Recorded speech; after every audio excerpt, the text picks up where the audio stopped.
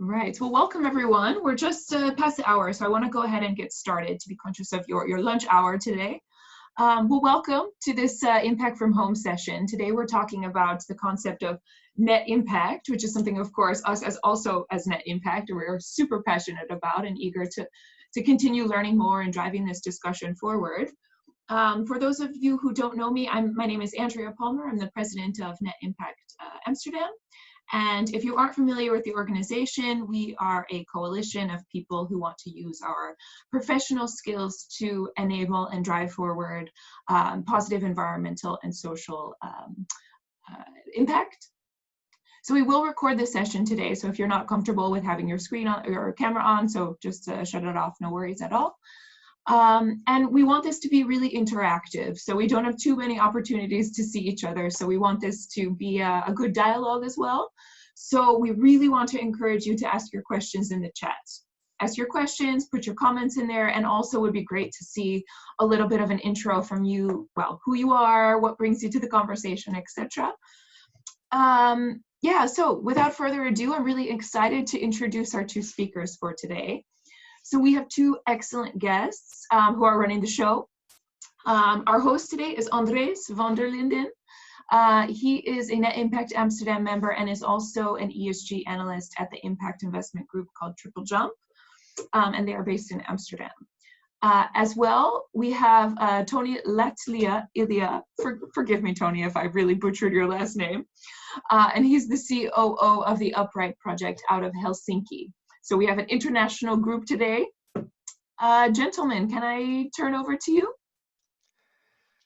Absolutely. Thanks, Andrea, for the introduction. Hello, everybody. I'm happy to be here today as a recent addition to the Net Impact Amsterdam chapter, and very grateful to be given the chance to host one of the Impact from Home sessions, particularly one of special interest to myself, namely on impact measurements.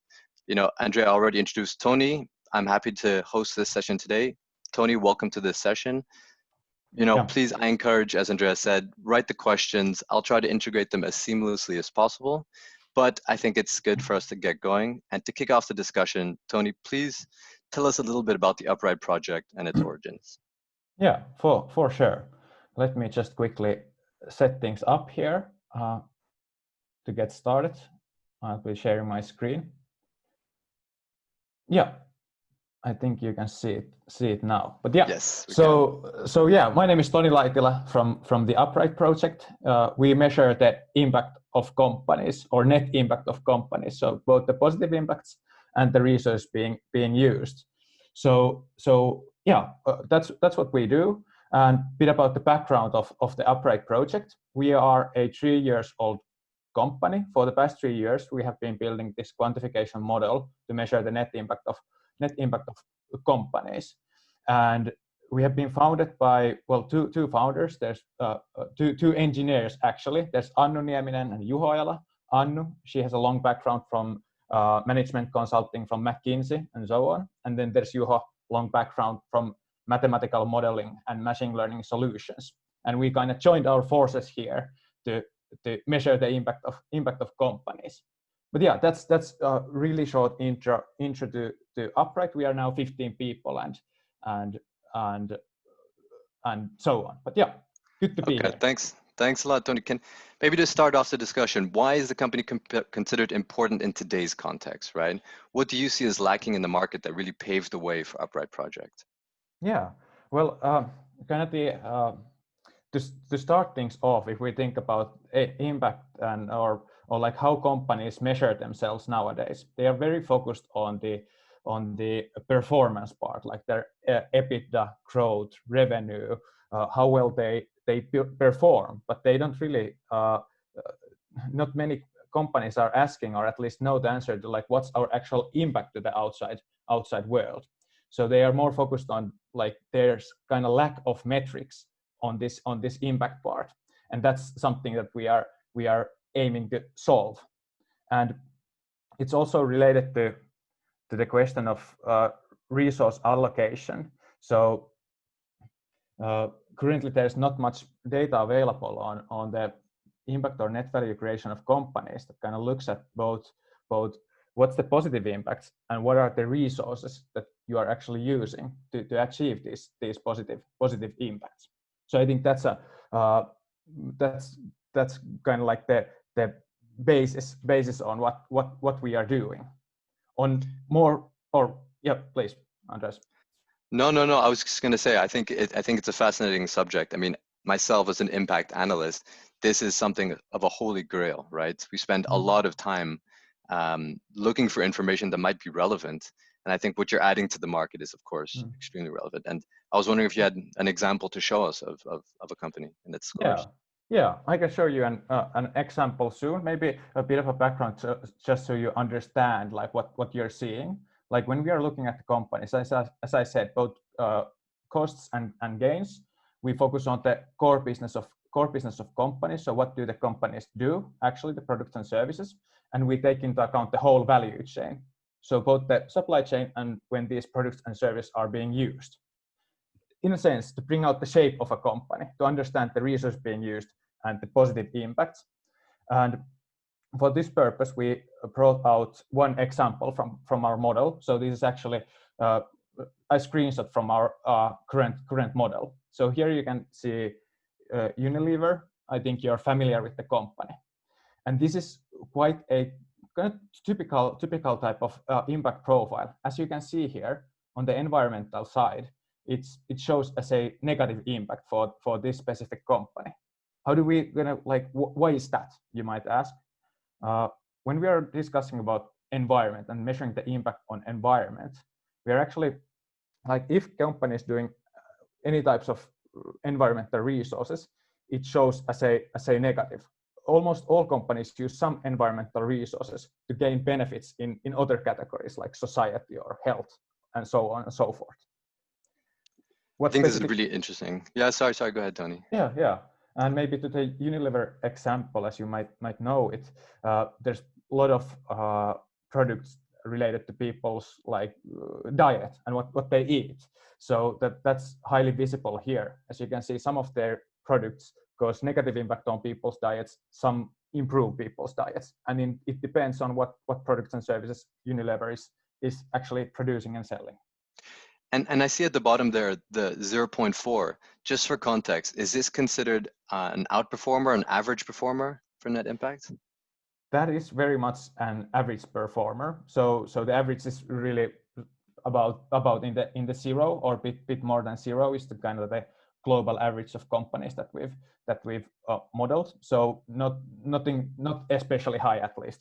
Yeah, that's fascinating to see, because as many know, Unilever is considered a sustainability outperformer for other kinds of rating agencies. And I think that brings me to my next question. How do you compare yourself to other market players, specifically ESG ratings providers? Yeah, well, that's an interesting question. So maybe coming back to what I mentioned earlier about the what versus how. What we do at Upright, we measure the what. So what does the company do and what's the impact to the outside world? So the concrete products and services these companies produce and sell. Whereas these traditional ESG metrics are maybe more focused on the how part, like the compliance, governance, risk, and that side of kind of the sustainability of the business model, not so much of the impact of the actual products and services. So we kind of answer fundamental different questions. We focus on the what, whereas these ESG metrics focus on the how part. Both have places in this world, but it's a kind of different question. Yeah. I actually worked myself at an ESG research house for a number of years. So I'm aware that their focus is really on catering to institutional investors. Is that the same for Upright Project? Who is the intended audience for your product? Yeah. So for this net impact data, there's actually multiple users.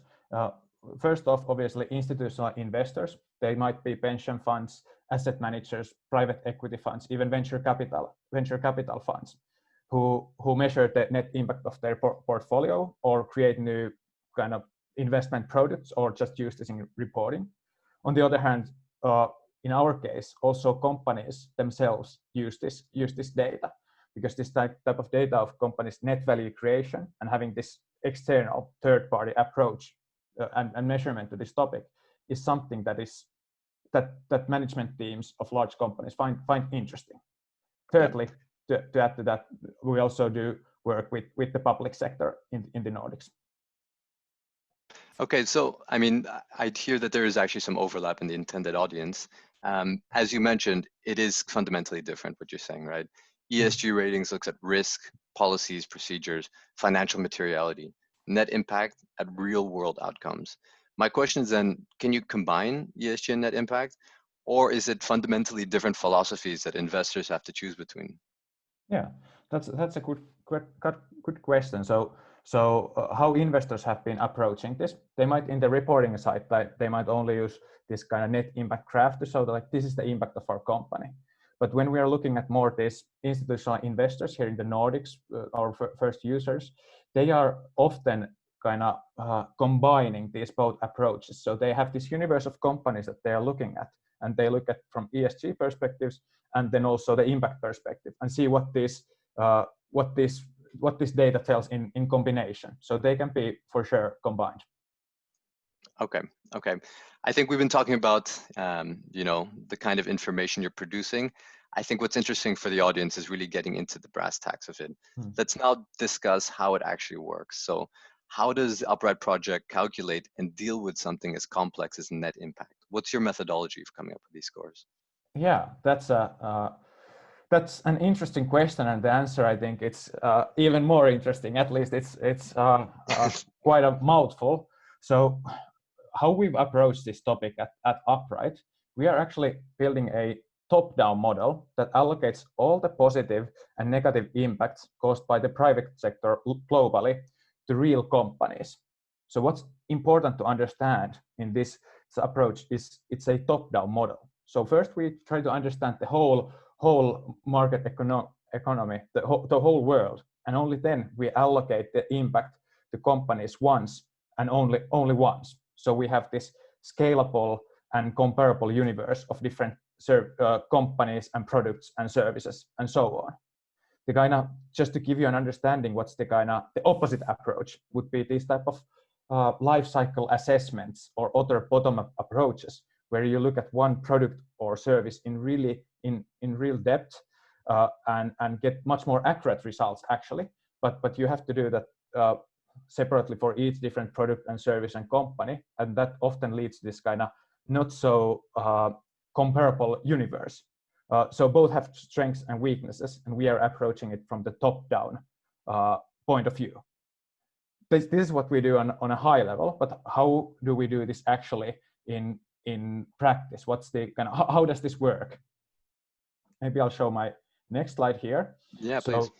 Yeah, so there's a lot of information here. You can maybe focus on only this side, the input side at first. So there's three key pieces of input to our model, the input data, if you will. First off, what we've done, we built a taxonomy of all the products and services traded globally, traded or sold globally. So this includes different types of products that are produced and sold in the world. Just to give you a quick example of this, you can see here an apple, the fruit, might be in our taxonomy, and it's linked in two different ways to all the other products and services in the taxonomy. So there's the more generic versions, like apple is a palm fruit, which is a plant-based product, right? And then there's more specific versions, like apple, its children are, or specific versions are, well, in this example, green apple, red apple, so on. But maybe more interestingly, every product is linked by its value chain. So on the upstream side, if you're talking about apple farming, there's like pesticides, fertilizers, work machines. On the downstream side are the users of this product. So there would be wholesaler fruits, bakeries making apple pies, and actually even people eating apples. Yeah. So Toni, if I may, I mean, isn't impact, the concept of impact, isn't it notoriously subjective? How can you define impact, the causal nature of impact in any sort of objective way that makes it actionable to people? Doesn't it differ per person or per institution? Yeah, that's a very, very good question. So So maybe to give you a bit of a context where the kind of the subjectivity comes in. If this was the first input, having this taxonomy of 12,000 products and services, the second input is structure of main impact of companies, right? So understanding like through which kind of categories we look through companies. And here's when it comes kind of becomes interesting. So when we are looking at companies, we are looking at them through four main dimensions and 19 subcategories. There's environment, health, society, and knowledge. For each of these categories, we look both positive side and negative side impact. And our approach, our kind of what we aim to do is that be kind of as objective and as fact-based as possible. So without kind of judgment or dividing companies into good or bad, just saying that these are the positive impacts and these are the negative impacts. But as you might say, like, well, which all categories should you include? How do you weight each category? Well, that's a hard question, and what we've done, we've tried to be as objective, take into account the kind of the holistic value creation, but there's always place for different types of values or what do you emphasize. So we haven't kind of let all approaches are somewhat subjective. We haven't let that slow us down, if that makes sense. Yeah. I mean, it's extremely difficult, but I think it's interesting to see that you take these very high level, almost universal topics to at least ground your framework on. I saw an interesting question that was just posted. It says, have you considered including the impact of the good or service after it was consumed? For example, a mining company might have a much larger negative impact if the consumption of the good by an energy provider is included in the measurements. Yeah. Do you dare to tackle this? Yeah. So kind of the question is, yeah, I think that's in the core of our model, if I understood it correctly. If some mining company creates a product or minerals or whatnot, do we take into account the kind of the impacts that happen when it's being used and after it's being used? So that's actually exactly what we are aiming to do, is to model the value chain of products and services. So we would understand the whole value chain of individual like minerals or so on. So we can also take into account all the downstream effects like you mentioned there. Hey, so I think this brings us nicely to my follow-up question about causality. I mean, you're already touching on it, but how can you really establish, how can you make users of your information comfortable that you can guarantee causality by saying company X does this? How can you say that it creates this given impact? So this is a big problem for impact practitioners like myself. Yeah, that's a good question, and I think there's a specific answer for this one. So kind of summarizing a bit here, like as one input was the product taxonomy, second is the impact grid, then thirdly we have the actual data about the impact of companies, impact of individual products and services. And here don't get like too focused on the slides. There's a lot of information there, but maybe the main point being that to the kind of the causality, we have to take a bit of a step back. So what's our kind of the core data source for impact information? We actually use the world's largest open access scientific article database called CORE. It has, I guess at this point, it has over 200 million scientific articles. That's our main data source. And as you understand, that's a huge amount of articles. We don't have analysts to read through all of that. So that's why we built a neural network, a machine learning based solution to read through these articles. And here's where we come to the kind of causality. What this neural network aims to do is understand causal relationships between individual products and services, like between tobacco and cancer, or apples and diabetes, and so on. So it reads through all the articles and then classifies and tries to understand the causality, whether kind of tobacco causes cancer or tobacco reduces cancer, or there's no correlation between these two. So that's what our model is aiming to do, and how it's doing this, we obviously had to teach that train the machine to do that.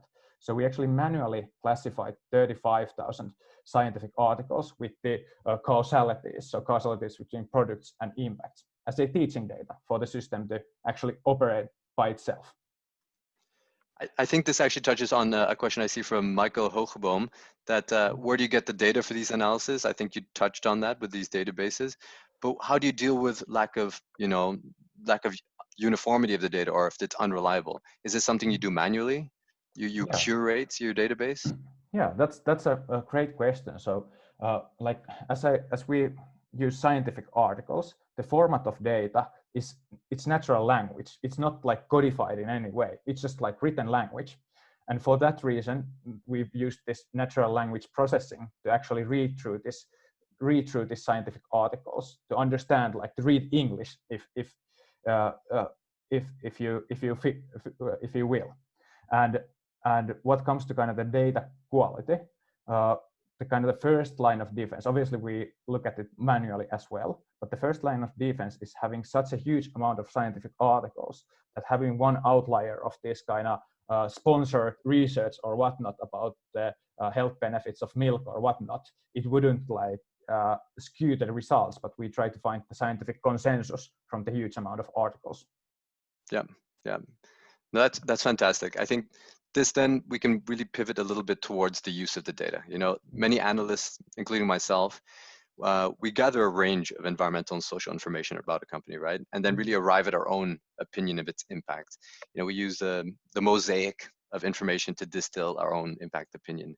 So my question is, can you do this with your information, or do we need to really rely on the impact that's spit out by your algorithm? Can we adjust the underlying assumptions? Yeah. So yes. So what you get, like obviously you have the net impact data there, as you saw in the examples of the graph of how it looks. So you can get this type of information. But where it comes interesting is that here we haven't taken any like assumption that what is important and what is not.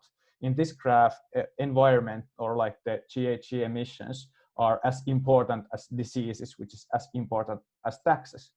But that might not be the case for certain investors or other stakeholders or employees or asset owners or whatnot. That's why we've created this value set tool in our model, so you can actually adjust the weight of different impact categories to kind of fit with your own values and investment strategy and what you are actually aiming to achieve in the world. So you can adjust the assumptions behind. Okay. And I think that touches on the question from Wolfram, I believe, that what drives the view of equal weights of these 4 impact fields that you showed earlier? Are there more, and do you fine tune it differently per sector? I think that's a good one. So indeed, is there the default setting of these 4 impact fields? Is it different per sector, or do you start out at equal weights? Yeah. So we always, when we look through companies and investments and whatnot, regardless of the sector, we look through the same lenses. So the idea is to use it doesn't matter whether it's like financial sector or mining industry or heavy industry or whatnot, we use the same categories and same weights. One of the key ideas behind our approach is that already now companies and people and like employees are comparing companies of different industries, and we want to be able to use the same lenses for all of these. Where the differences come then is that when you would look at a mining company or a fossil fuel energy company, you would see much larger impact on the environment category, not so many impacts on the health category, and maybe some positive impact on the societal infrastructure category. So we look through the same lenses, but just the impact graphs look quite different for companies of different types. Yeah, and I guess that makes it very comparable then, right? If you use different weights, then you can't really compare 2 different companies. So I understand. Let's move on to the use of your information. Can you give an example of how an investor has used your data, your scores? Yeah, for sure. So if we take like an asset manager as an example, use cases include like there's 3 main use cases for investors. There's the kind of the portfolio management. So when you're actually doing the analysis with your Bloomberg terminal or meeting with the companies, you use this data as well to inform your investment decision making when you're building your portfolio or funds or so on.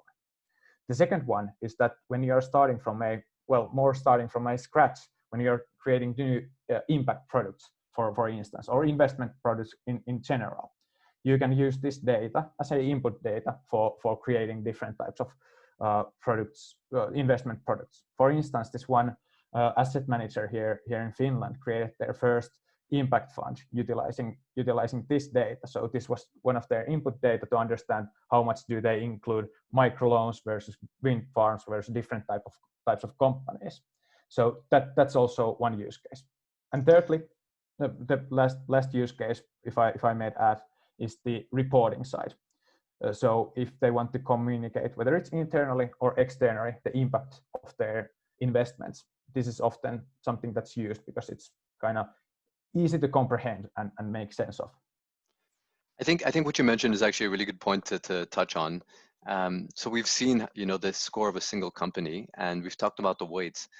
But of course, a fundamental part of finance is portfolio management. So can you combine, I think that's what you're indicating, can you combine these impact results into one final portfolio net impact score? And importantly, can this be tracked over time? Yeah. So yes, actually both questions. How investors are using this? If you have an asset manager or asset owner with multiple funds and a portfolio and individual companies, you can look at the net impact on company level, but then also on fund level and then on portfolio level. So you can the scale is one of the big benefits. So you can just combine all different types of companies and funds together to form your portfolio. And then we come to the second step, is about the following through time. And this is where it comes interesting, I think, because often the impact in the current state might not be even that interesting. The more interesting part is understanding the delta or the progress through time. Like we are here now, but where are we a year from now, and so on? Are we going to the right direction with our fund in terms of net impact? So both are typical kind of use cases or uses for investors.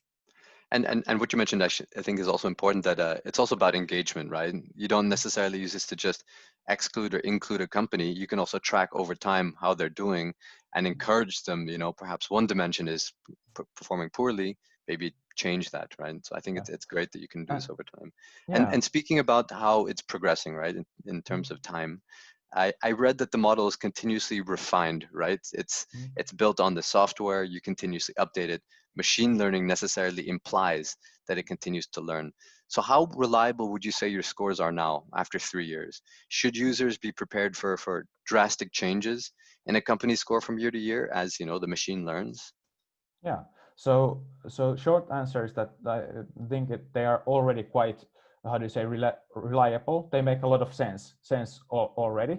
Of course, what we are doing at Upright, our kind of main task now is just to improve the quality. So it would be the results would be better every week compared to the last week. What affects this is that the number of scientific articles in our database grows constantly. So we learn new information about the world, and the model becomes more accurate. As well, we improve also the product taxonomy or the value chain links between the products and services. So it's constantly getting better and better.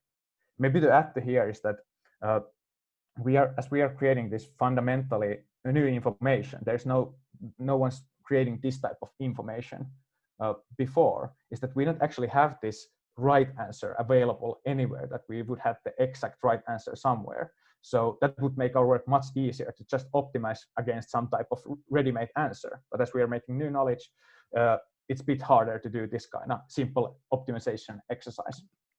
Yeah, I think this relates to a question I see coming in. There are two interesting ones. I'll start with the first one that's related to what you're saying. You're saying, there's no universal source of truth, right? But do you offer a service where you give guidance for how companies can improve? Because you said companies also use your information, right? You show them the information. Do you show them how they can improve, or is it kind of up to them to see how they can improve their scores? Yeah.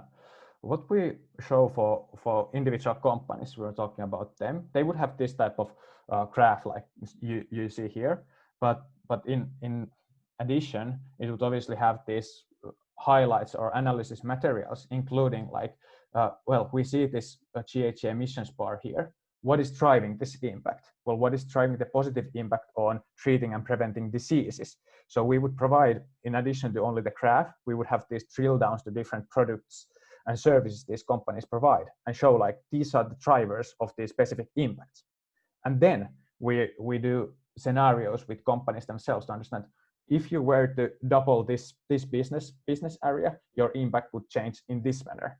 Or if you would diminish this one area, your impact would change in other manners. So we try to bring out these kind of strategic implications from the data that would actually require changes in the core business of companies. The small sustainability changes wouldn't really show too much in the graph.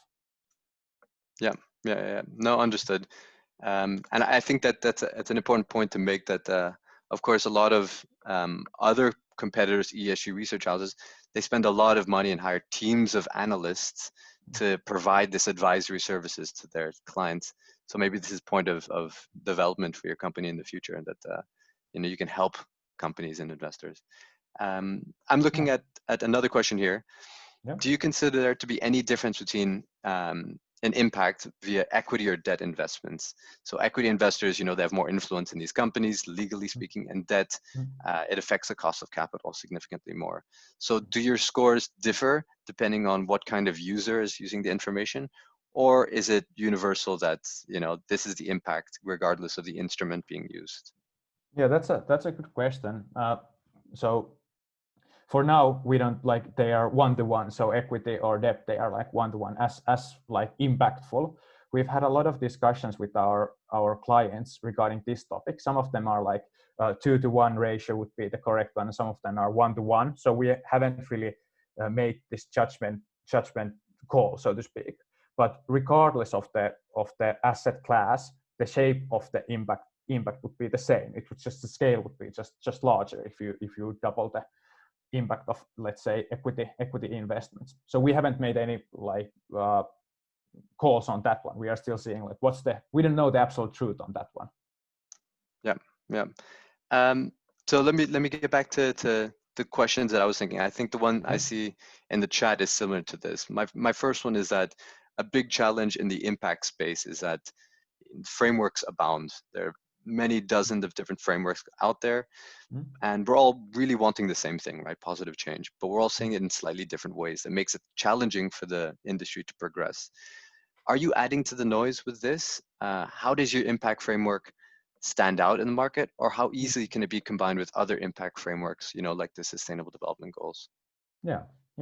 So maybe a bit of background on that. That's a good question. So our aim with our framework, obviously we went through all the existing frameworks like SDGs, SASB, other reporting standards before we made this. We are aiming to capture the holistic value creation of companies, so all the different aspects.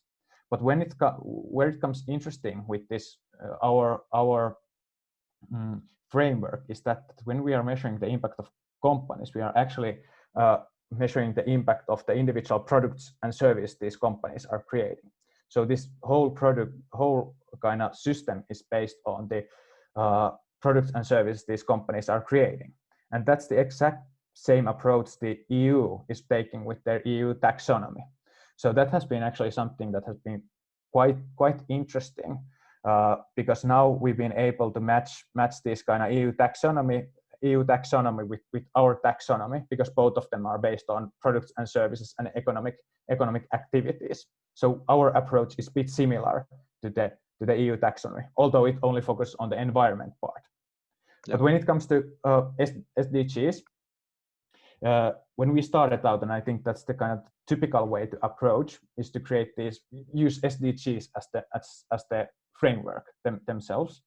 But they are not really, like, there's a couple of different reasons we didn't end up using SDGs to start off. First off, they are not trying to measure the positive impact and comparing to the resource that's being used to achieve this positive impact.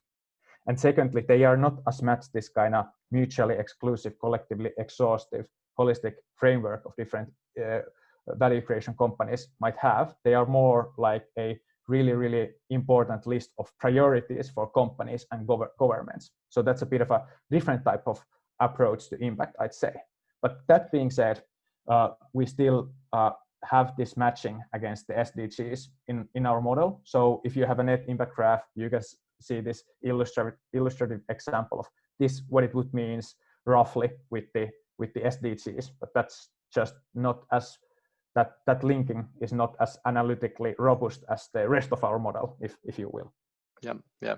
No, and I think many would agree that the SDGs are largely a result of a political process, right? And I think many investors have struggled with operationalizing them to really make them useful to their processes.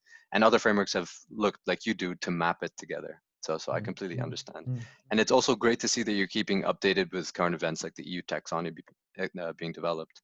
And speaking of current events that are happening, I think it's very important to speak about the one big one we're all living through, and all the companies we're working for are being affected by. How has the coronavirus impacted the trend towards impact? How has it impacted your business? Does it serve as a barrier to adoption, or does it help? Yeah. So, well, it's obviously impacted our company as well. We are working from home as everyone else. That's for sure. But in more real sense, it has been surprising that even though Corona has put priorities to kind of different places in companies and at investors, that has actually highlighted the need for understanding the net value creation of companies better. Because now that people are moving more into the kind of the basic needs of the society and of the people, they are more thinking like what products and services actually create value and create net positive value in the world. And this, like, surprisingly has made this data even a bit more interesting for the companies and investors. So that has been a surprising development, and something that kind of, I think, also highlights that we are onto something interesting here. But yeah, that's in short at least how it's in the Nordics so far for us. Yeah, and I think we see the same thing in the Netherlands, and I think it reflects a larger trend in the world that people want to build back better, right? So I think there's increasing attention to ESG, increasing attention to all sorts of fields, and I think impact investing is definitely a field that will profit, I think, from increasing attention from the recovery from coronavirus. I think, let's look forward a little bit. What's next for the Upright project? New geographies? Are you spreading beyond the Nordics? Are you expanding to other types of clients? Yeah. So what's next? Let's see if I have it here. So yeah, what's next for us? So as you know, as we discussed, majority of our clients and users are so far in the Nordics. There's some users also in Germany and UK and so on and so forth. But what we actually are doing this autumn, we have exciting times coming up. We are launching this research consortium to measure the net impact of European investing and business in 2020, but also stress testing that these investments and businesses against these future scenarios as like pandemics becoming a norm or climate change kind of speeding up rapidly and so on.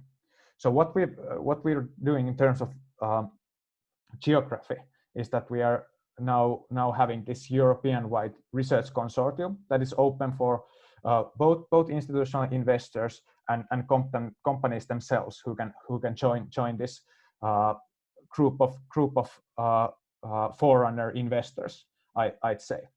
So that's something that's keeping us quite busy this autumn.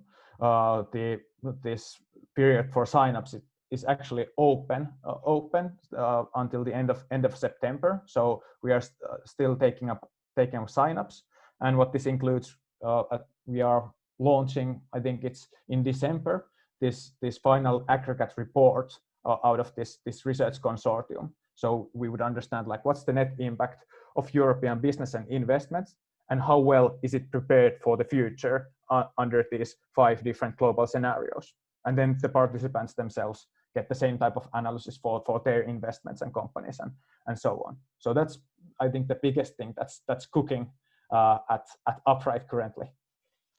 Hey, I think that's really exciting. I think I speak for all of us when we say we're excited to follow your development. I have one final question, and I think the question that's on everybody's mind. Why is it called Upright Project? Yeah, that's a good question, and as I said, because we had this prepping session with Anders beforehand, and I was like, this is a really good question. So there's two parts to it. There's the upright and there's the project. If we start from the upright, well, I think someone might already guess it, but it's about businesses and investors being more upright. So their kind of financial metrics and their actual positive impact would show in the right same direction, rather than like first we make money and then we just invest in like giving something to charity or so on. So these would kind of both go in the positive direction, both financial and returns and the positive impact. And what comes to the project part then is that it aims to highlight our kind of mission orientedness. We are aiming to kind of create incentives for individual businesses to optimize their net impact and create these new incentive structures for individual companies. As investors would be using this type of data, the capital would flow to companies that are doing better things for businesses, better things for the world around us, and create this type of incentive structures. And once we have kind of achieved that goal of creating new incentives and updating the incentive structure of the market economy, then we're done. It might take 15 years, it might take 20 years, but it's still a project, and we are not trying to build this institution that we are here just to be, but we are here to change the world, and it's a project, and it has a timeline, although it might be a long one. So that's why it's the Upright Project. So if that makes sense. So a project to make the world stand ethically upright. I think I think that's something everyone on the call can identify with. That then brings me to the end of our talk. I don't know if anybody has any other questions. I think Wolfram has a nice comment for you there, but everybody, if there are no more questions, that's the end of what I have for you. Toni, it's been fascinating. I think we're all going to follow the developments of Upright Project keenly. No, I will. Thanks a lot. Thank you. I hand it over to Andrea then. Yeah, thank you to both and all in the audience. Thanks, everyone. Yeah, excellent. This was really fascinating, and as Andre said, we're going to be really closely watching the development of the Upright Project. So looking forward to that. Yeah, can people reach out to you if they're interested in this European initiative that you're working on? Yes, they can. Super. They can reach out to me. So it's you can email me directly, Toni.Laitila at uprightproject.com, or find me on LinkedIn. That's also a possibility. I don't know if I have somewhere to share my contact information, but yeah, you feel free to reach out. I'm happy to help anyone who's interested. Excellent. Okay, well, I think we can sign off here. But yeah, it was an excellent session. Thank you everyone for joining and for your really good questions. This is what makes it all worthwhile. So yeah, wishing everybody an excellent weekend, and hope to see you next time. Yes, cheers. Bye-bye. Bye, everyone.